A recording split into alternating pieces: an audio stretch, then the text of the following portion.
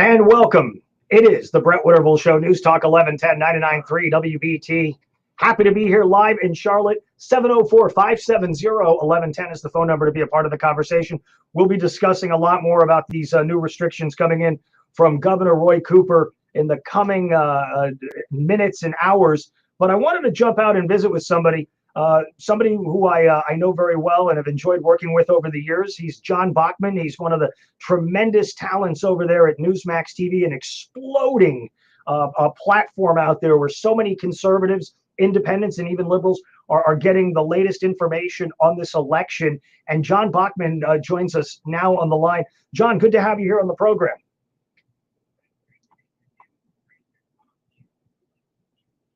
The Queen City is happy to be visiting with you, John. I can assure you that. So here's the question for you. You're somebody who's got a lot of experience in news and analysis, producing, anchoring, reporting, and you spent a fair amount of time, a large amount of time in the state of Georgia. Your sense of how things are turning, the general vibe out here in the country. I'm here in Charlotte, North Carolina. You're down in Florida, and all these are battleground areas. How are things playing out on that platform, looking at the results from this election and the continuing battle?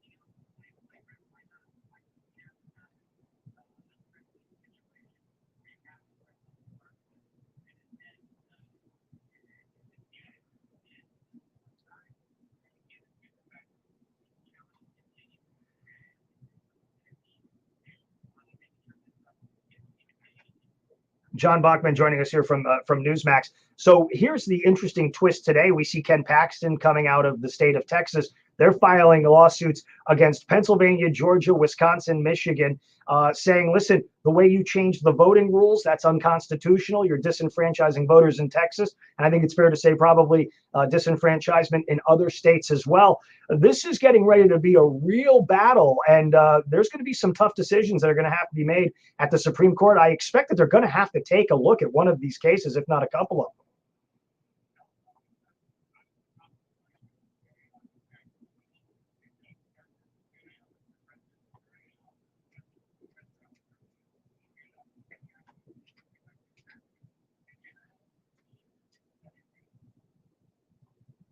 Oh, John? Yeah. Mm-hmm. Yeah, we got you. Go ahead.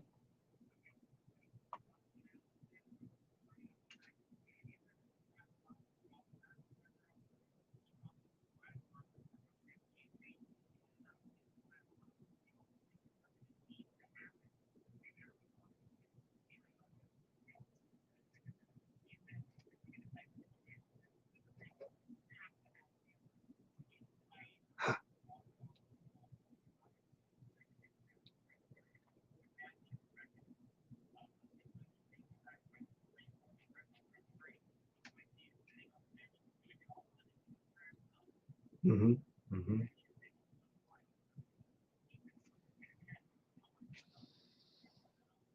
Very true. Okay, final question for you. Very gracious with your time as always. John Bachman joining us here from Newsmax. We saw a confluence of events in this election take place. We watched the explosion of big tech tyranny and suppression coming in and putting warning labels on opinions they disagreed with. We also saw cracks forming, obviously, in Trump Nation, Trump world, what have you.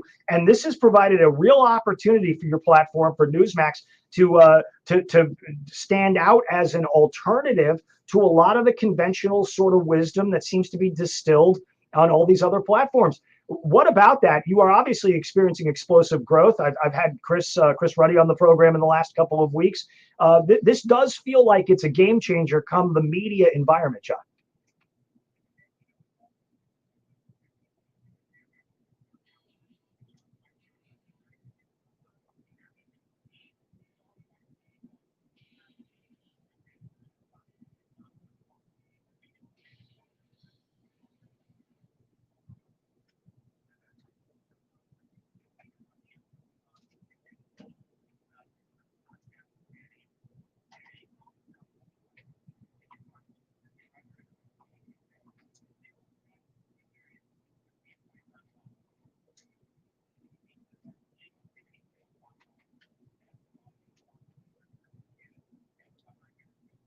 Sure.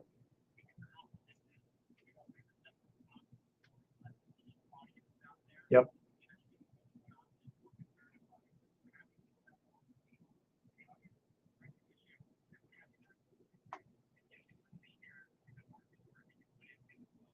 Well, it's a pleasure to work with you guys. A final question for you: what is something that you're kind of watching with an eye on in terms of the story developing lines here in these next couple of days? What is something that this audience here in Charlotte ought to be sort of watching, not just on Newsmax, but generally speaking? What are you looking at?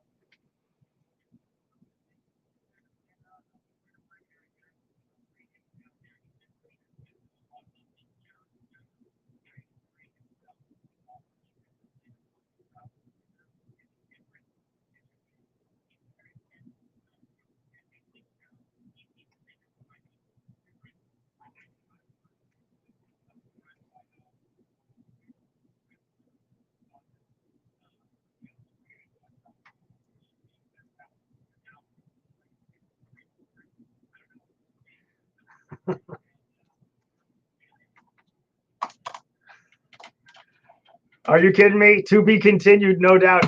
John Bachman, all the best to you and to your viewers. Look forward to catching up with you on TV, and look forward to speaking with you again, my friend. Be well, and we'll talk again soon. Take care. That's John Bachman checking in from Newsmax. A lot to unpack there. Certainly happy to take your thoughts as well. We are live streaming right now as well over at the WBT Facebook page, the WBT homepage, and certainly want to take your feedback from all around the world. 704-570-1110. We're live in Charlotte. I'm Brent Winterble, News Talk 1110 99.3 WBT.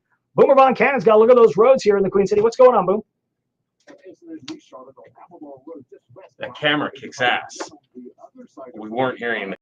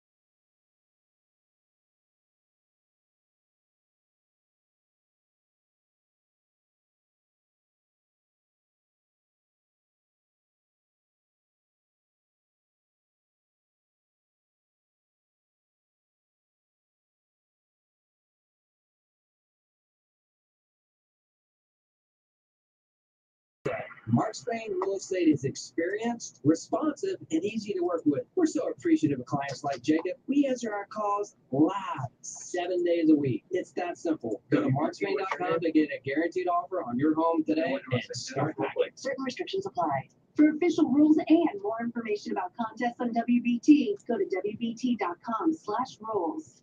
Get the rest.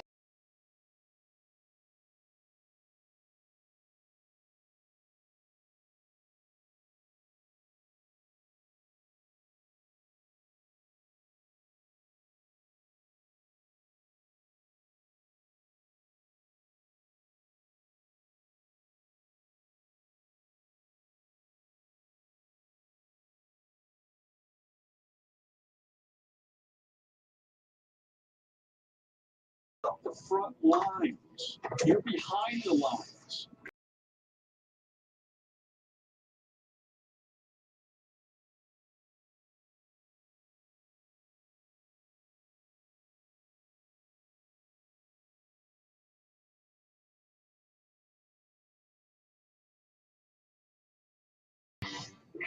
And it is the Brent Winterble Show, News Talk 1110 99.3 WBT. A big hello. How are you out there to the folks who are watching us on the stream? We had a little bit of technical glitch there in that last segment. I'm going to own that and point out the fact that we were not able, unfortunately, to feed into you guys the sound of John Bachman visiting with me. But we do have podcasts, and you can download the podcast later on and hear that program. We are working. It's a work in progress, and we're going to work our way through it. What you're essentially hearing is room sound. You're hearing my room sound here. You're hearing my my camera feed, which is this right there. If you're watching it, if you're listening in your car, it's just going to sound like a regular show to you.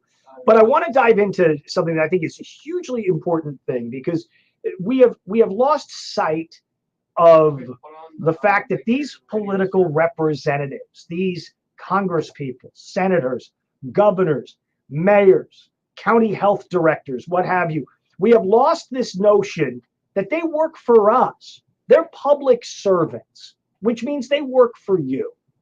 Imagine in your private life, if you enlisted the work of a lawyer or an accountant, somebody who was hired by you, paid by the hour to defend yourself in a lawsuit, to bring a lawsuit, to handle your taxes, to prepare your taxes, to defend you in front of the IRS. And imagine those people then turn around and tell you how it's going to be. They say to you, I know you're paying me $250 an hour to bring this lawsuit, but you're going to listen to me, jerk. And if you have any questions about what I'm doing, I'm going to punish you. You would never put up with that. If you hired somebody to clean your home, if you hired somebody to teach your kid how to play tennis, and you're writing those checks, right? You're writing those checks every week, every 2 weeks, every month for the kids, for the folks, for the services that you're using, and they tell you that you're not smart enough to understand what they're trying to do. You're going to fire them. You can't do that in the real world when it comes to politicians. The reality is we have a very limited series of choices that get made on election day. I know we have these high-minded, highfalutin notions of what a constitutional republic should be and how it should be operating. I know that. I feel the frustration that you yourself feel. This idea that we're going to take a person who's going to stand on the floor of the House of Representatives or to stand in the well in Raleigh and defend our interests. Why? These people have a right to open their restaurant. These people have a right to run their business, to sell their products, to not be held to an arbitrary curfew. But that's really not what happens. It's really not what happens. What happens is these people get elected, and they are, let's be honest, by and large, pretty average people. I'm not dismissing everyone, but I'm just going to take, for example, say, Eric Swalwell or Adam Schiff. See, I'm insulting people all the way across the country in California. I'm not insulting locally sourced and elected officials here, though you may select one to replace in the example I'm using. So we elect these people, and they go and they get power, and they get to get access to intelligence information and secret information and patents and business ideas and different sorts of things. And then they look at you like you are the lowest form of scum on earth if you ask them a question. Did you watch Adam Schiff in the impeachment? Did you watch Eric Swalwell on the stage? Did you see how this was all playing out? This is the closest thing to American royalty, because you have almost no way to dethrone these people. They get the power, they get the influence, they get the kickbacks, they get the payoffs, they get seduced by foreign operatives and agents. Oh, I've got that story coming up in just a little bit. What if I told you, in the spirit of 30 for 30, what if I told you there's a certain West Coast congressman who was having a canoodling kind of a situation with a foreign spy? Now, what if I told you there were about a dozen of them canoodling with a foreign spy from the PRC and the CCP? What if I told you that? You'd probably be mad about that. You'd probably say, wait a minute, that's the kind of thing we went after Benedict Arnold for doing. That's the sort of thing that happens in movies. And then, of course, these politicians are run from office disgraced as people who are servicing foreign governments and interests. But it doesn't happen in real life. We've been carefully conditioned to believe a few things. And this is really basically from the progressive era of Teddy Roosevelt to today, but really in a hyper stimulated way from, say, FDR to today. You know, all those beautiful Greco-Roman buildings that are in Washington, D.C., that look to be like ancient temples of knowledge and governance. You know, they were mostly built as a part of the New Deal and the Works Progress Administration, right? You know that that's the case. They look like they're very, very old, but they're really just from the last 80 years. And with that came a mythology that went to Washington, D.C. As America went from a revolutionary country to an agrarian country to an early pre-industrial country to an industrial revolution country to a post-industrial revolution country, we saw certain things change about how we lived our lives. The front page of every newspaper always leads with something the president has said, regardless of party. We're told the most important body in America is the Supreme Court of the United States. We're told that the Congress is looking out for your best interests and that the Senate is the greatest deliberative body in the history of mankind. We have changed our orientation fully from getting up and going to work and paying scant attention to what's going on in the Capitol, whether it's the federal Capitol or the state Capitol, but living our lives and enjoying our lives, to being singularly focused on every stubbed toe, burp, belch, and passing of gas that comes from a politician appearing on a program. Suddenly, we understand that they are our overlords. They are our rulers. They are that lawyer that you have hired to represent you in a case, only to be told that you can shut up and keep writing checks or things will get real. This is what we live under now. It's up to us to hold these people to account. Nobody elected Roy Cooper to come down from the mountain with tablets of restrictions.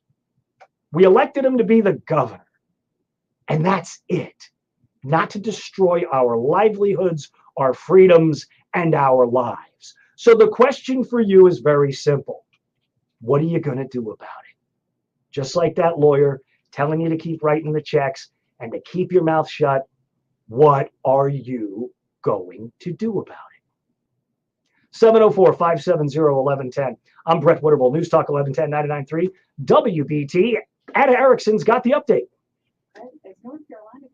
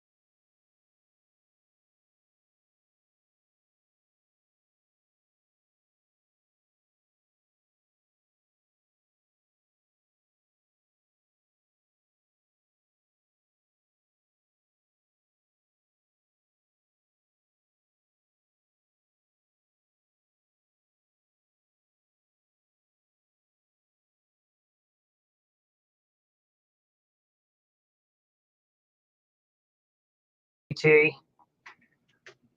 So I heard the coverage earlier today of Mount Everest has now gained, what did it gain, 2 feet? Is it 2 feet? Mount Everest is now 2 feet taller than we thought it was. There was a dispute. And finally, China and Nepal have come forward and said, yes, we're agreeing that it's got to be 2 feet higher than we thought it was because of the snow on the mountain. The snow on the mountain means that you're 2 feet higher than you would have been if you just measured it from the rock down to the bottom of the mountain. I have a huge problem with this. Now, I'm somebody, you might not know it to look at me, but I go 6'9", 2 1/4. Not really. But if I go and grow my hair out long, and I get it all done in a huge pompadour thing, and I get like, I don't know, man, like 6 inches of hair height on my head. For those watching on the stream, you see what I'm gesticulating? If I get 2 feet of head height on my head from hair, and do I get to go and claim that I'm 6 foot, 6'2", 6'2" from the hair? I'm sorry, you don't get to count the snowpack. I am not, listen, we have been told and lectured for 40 years. Rachel Carson with DDT is going to kill all the animals. You've got the people who say we need population control. We need this because the planet is spiraling out of control. It's just, I'm not going to tolerate man-made mountain changing. This is man-made mountain changing. Just like you got climate change, this is mountain change. This is man-made mountain change. This is China and Nepal trying to sneak 2 feet in on us, and I'm not going to do it. I demand immediately that President Donald Trump deploy the U.S. Army Corps of Engineers or whomever it is to get out there to Mount McKinley in Alaska. Start measuring that snowpack. Start bringing snow in. We need snow proliferation. I want more snow going in. Truck that snow in. Or let's speed up that man-made global warming. Let's melt that on the top of Everest. Let's bring it back down to where it is. I don't know any place where you can say, my roof line is actually 6 inches higher than you think because of the solar panels. By the way, parenthetically, I have to share this with you. Was a time when I was in Southern California and I was asked to do an ad for your own personal solar system. You could buy your own solar system. That's what they were calling the panels. They're like, buy your own solar system. And I said, this to me feels like that ad for buy a crater on the moon or name a star after your girlfriend. I'm going to buy a solar system? Alpha Centauri's already been claimed by somebody. But the fact is, this is all just marketing by and large. When it comes to the mountains, want to make it taller, count the snowpack. Want to make the Marianas Trench deeper, dredge out a little of the bottom of that trench and call it whatever you want. This is the peril of government. You see, it's the same sort of thing you get with essential and non-essential. You work a job? Do you earn a paycheck? Do you support your family? If I ask your family if you're essential, what are they going to tell me? Well, not on the weekends.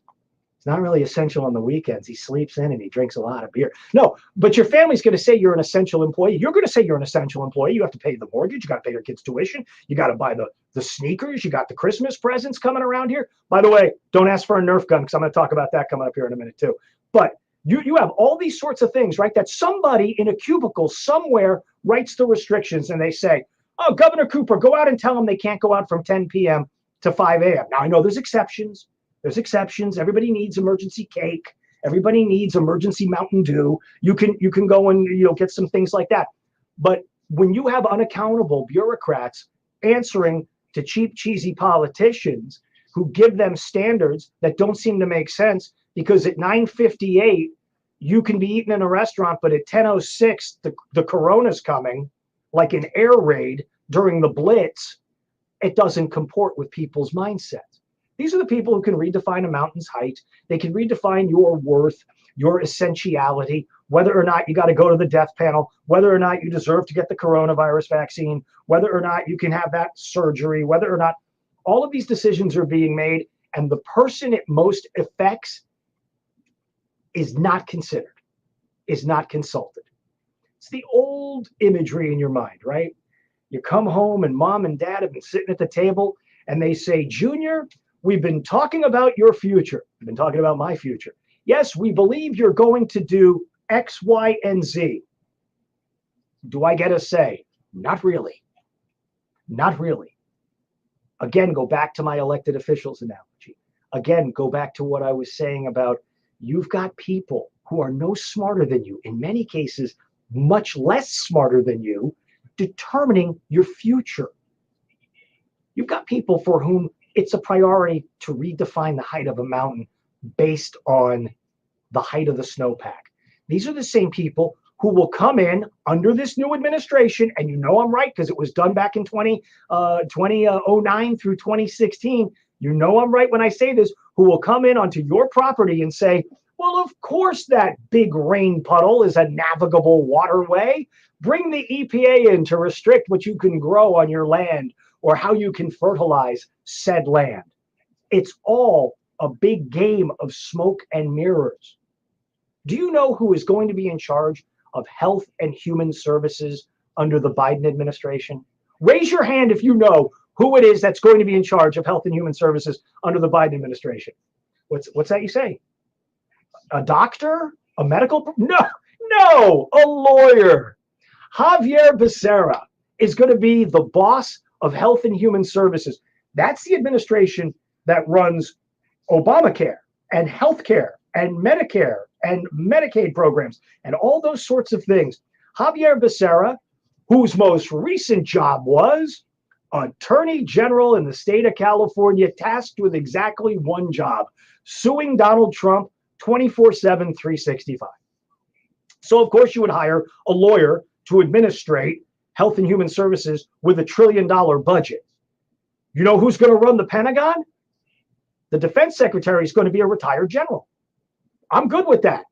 But why don't we just go get a lawyer?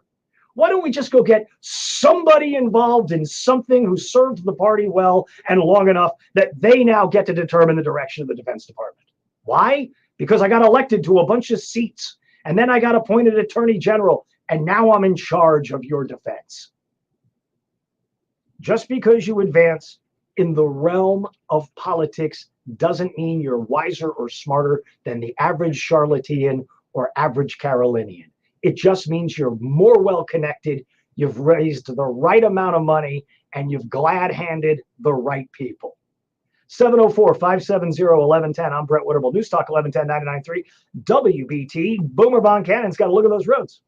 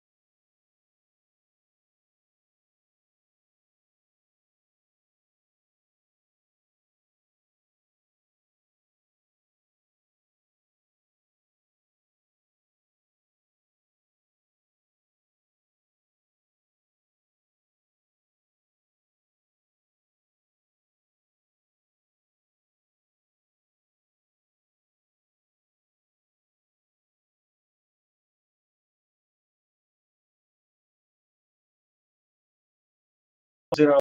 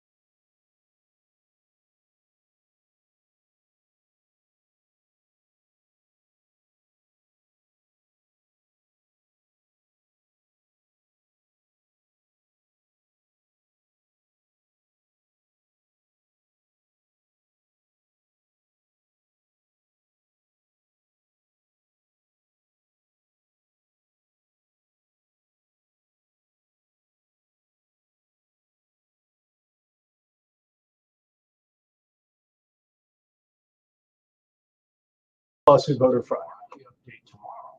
Oh, oh, Sheila.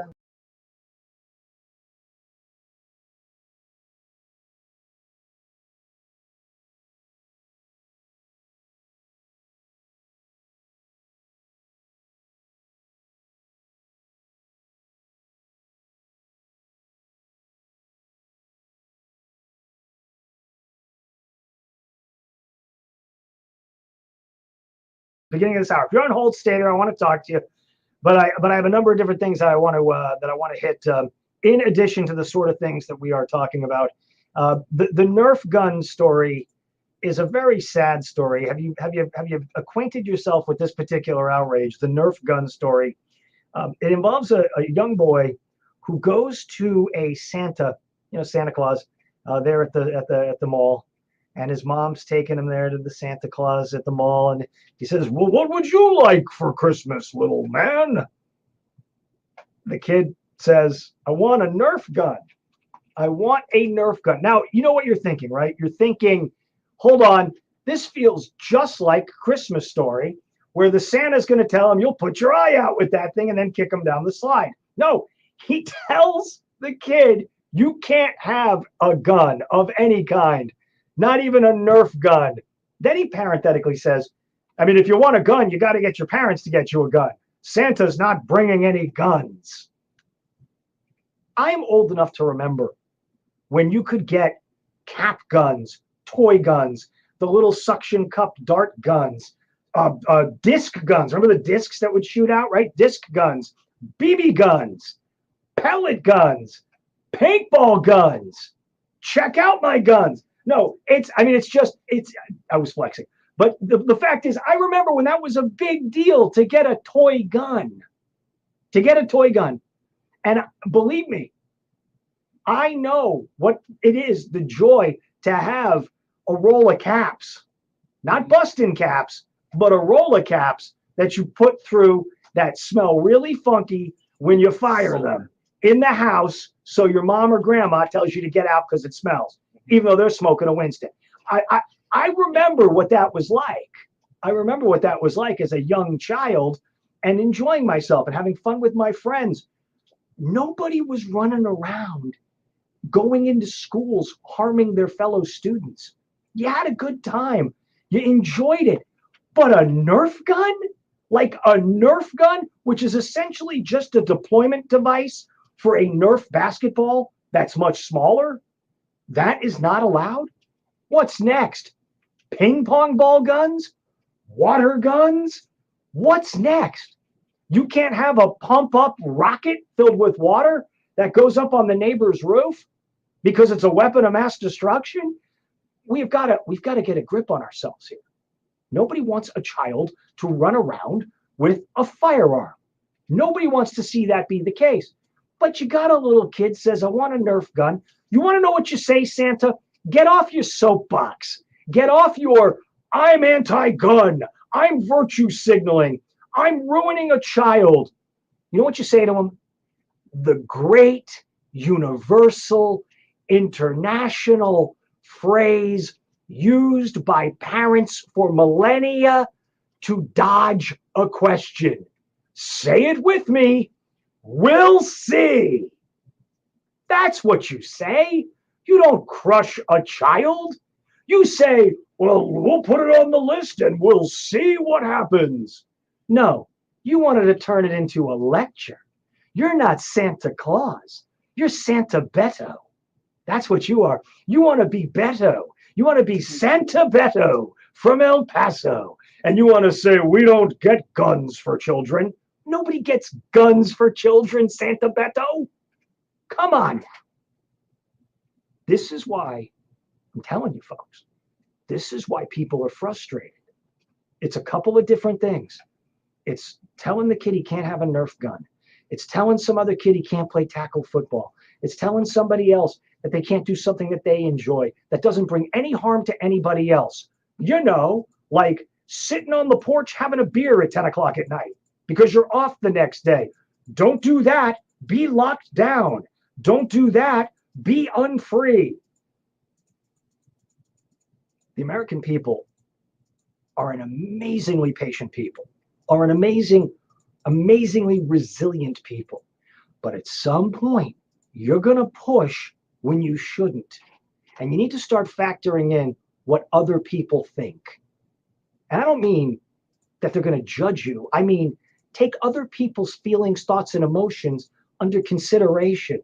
Santa, if I took you to Oregon and put you behind the wheel of a Subaru, you would be no different than that crazy teacher screaming and yelling obscenities at Trump supporters from her car that was viral yesterday, with her cursing and obscene hand gestures, and in between the curse words declaring, I'm a teacher, I teach children. You're doing it wrong. Santa's doing it wrong. The teacher's doing it wrong. The American people are incredibly patient, resilient, kind, and charitable. But we're only going to put up with this for so much longer.